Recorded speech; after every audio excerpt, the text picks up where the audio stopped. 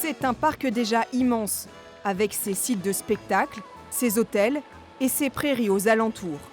Le Puy du Fou s'étend sur 400 hectares et sa superficie pourrait bientôt doubler.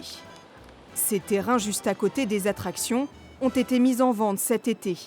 Le Puy du Fou assure vouloir les acheter pour éviter qu'elles ne soient acquises par des promoteurs immobiliers.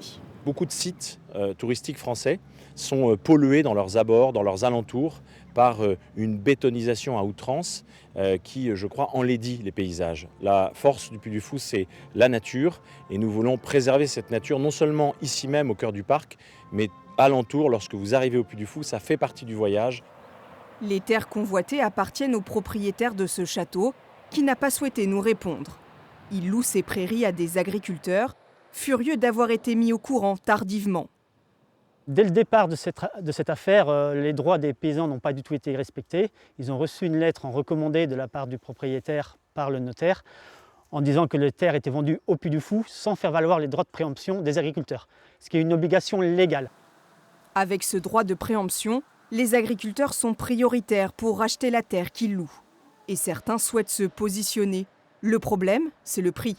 Le prix en fait de vente est multiplié pratiquement par 2, donc ce qui est énorme.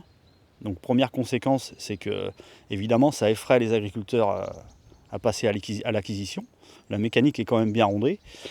Et le deuxième point, c'est-à-dire que tout le foncier qui va se vendre dans cette partie du département, ça sera une référence de prix faite par le Puy du Fou. Et ça, c'est pas acceptable. Depuis une semaine, des discussions sont régulièrement organisées entre les agriculteurs et le Puy du Fou. Les syndicats agricoles ne comprennent pas le choix stratégique de la direction d'acquérir autant de terres supplémentaires. Certains le soupçonnent de vouloir construire ici un second parc.